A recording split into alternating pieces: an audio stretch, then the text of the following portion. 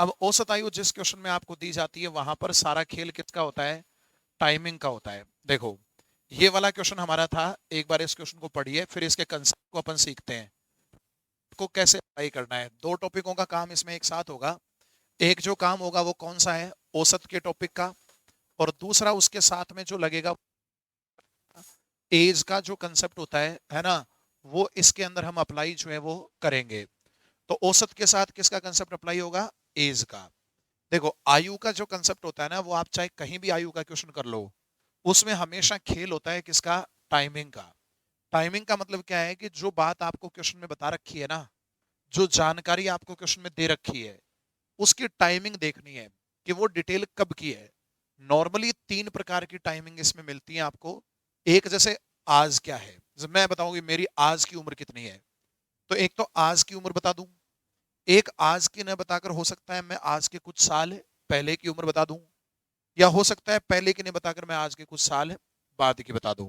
यानी तीन प्रकार की टाइमिंग इसमें चलती है। एक जैसे 5 साल पहले, तो 5 साल पहले का मतलब होता है वर्तमान के 5 साल पहले।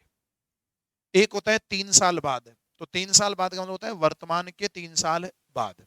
दो बातें तो ये समझनी है।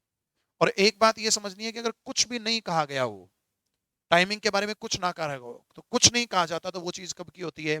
वर्तमान की होती है। तो इस तरीके से तीन प्रकार की टाइमिंग क्वेश्चन लेकर चलता है। जैसे इस क्वेश्चन में आप देखिए, ये कह रहा है कि 3 वर्ष पहले, कब की बात कर रहा है? 3 वर्ष पहले दादा दादी की औसत आयु क्या थी। फिर उसके बाद में कहता है वर्तमान में मम्मी पापा की औसत आयु क्या है। कब की बात कर रहा है? वर्तमान की। और उसके बाद क्वेश्चन कहता है कि 3 साल बाद परिवार में 3 बच्चों की औसत आयु इतनी होगी। तो टाइमिंग का खेल आप समझिए। और टाइमिंग का खेल जब आप देख लेते हैं तो आपको समझ आता है ये तो कब की बात है? 3 साल पहले की है। हाँ, औसत अपना काम करता है कि दादा और दादी कितने लोग हैं? दो। तो इसको दो से इंटू कर देंगे तो उसका टोटल आ जाएगा कितना? 124। उसके बाद में मम्मी पापा भी कितने लोग हैं? दो। तो औसत को इसको दो कर देंगे, उसका टोटल कितना आ जाएगा? 80। और ऐसे ही बच्चे कितने हैं? तीन। तीन बच्चों की औसत आयु कितनी है? 18। उसको तीन से इंटू कर देंगे, टोटल कितना आ जाएगा? 54।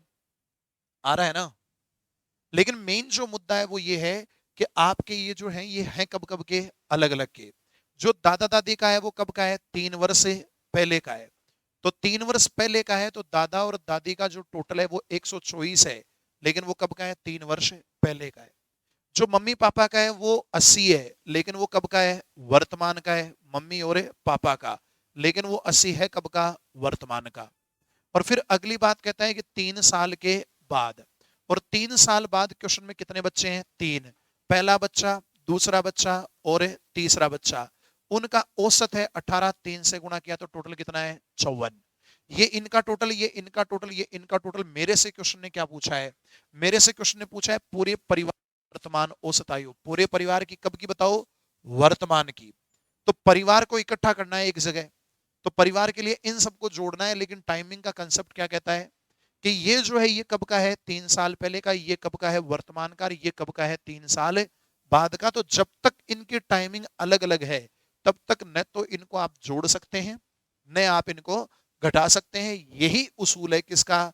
आयु का कंसेप्ट यही होता है कि टाइमिंग अगर अलग अलग है तो सबसे पहले आपकी प्रायोरिटी ये होनी चाहिए कि वो जो टाइमिंग अलग अलग है उसको क्या बनाना है? सेम बनाना है।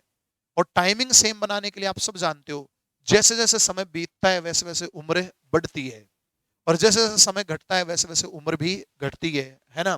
तो अगर मैं आपसे कहूं कि 3 साल पहले दादा दादी का टोटल 124 था, तो आज का टोटल कितना है? 130 है। क्योंकि तीन दादाजी की बढ़ गई है और तीन ही दादी की बढ़ गई है। समय के साथ उम्र तो बढ़ती है। ऐसे ही हम यहां से सीधा कितना बढ़ा सकते थे? 6।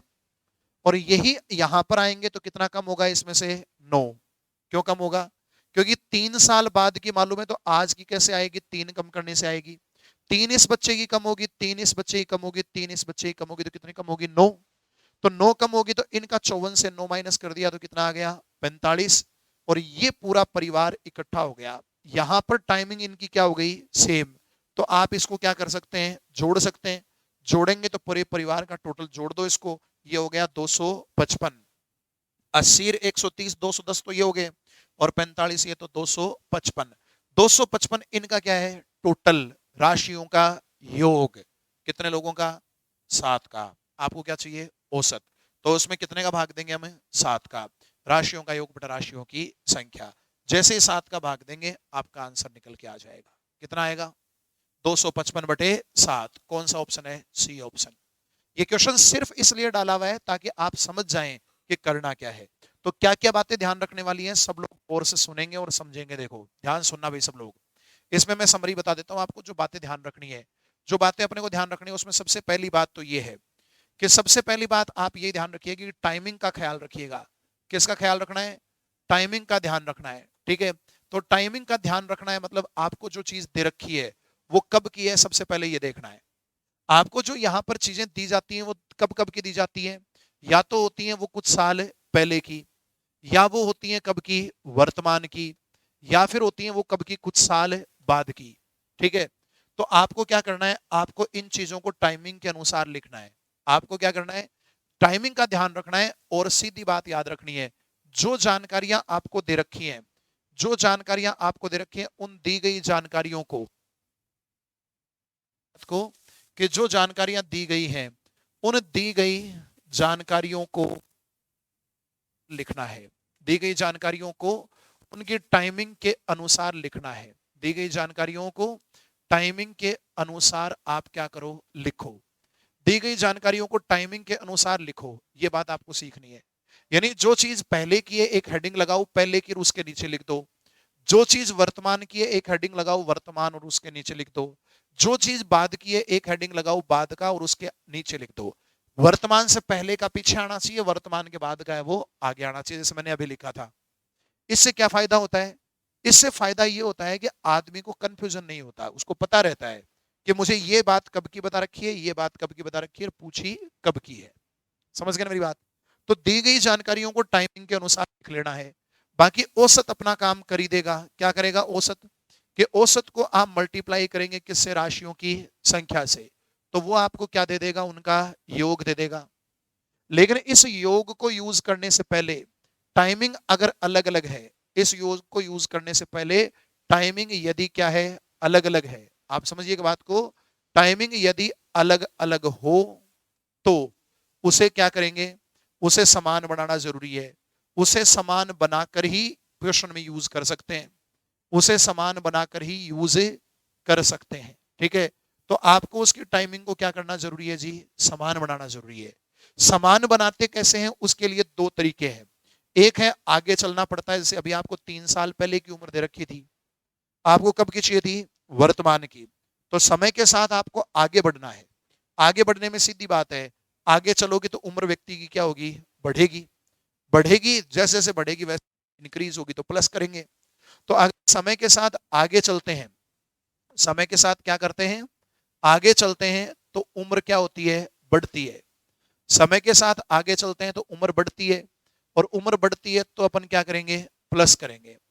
समय के साथ आगे चलते हैं तो उम्र बढ़ती है, उम्र बढ़ती है तो क्या करेंगे? प्लस करेंगे। और अगर समय के साथ आगे नहीं चलते, आप कहां चलते हैं? पीछे। तो समय के साथ अगर पीछे चलते हैं तो उम्र बढ़ती नहीं है, उम्र क्या होती है? घटती है। और उम्र घटती है तो आप प्लस नहीं करेंगे, क्या करेंगे? माइनस करेंगे। तो समय के साथ आगे चलते हैं, उम्र बढ़ती है तो प्लस करो। समय के साथ पीछे चलते हैं, उम्र घटती है तो माइनस करो। कहने का क्या मकसद है?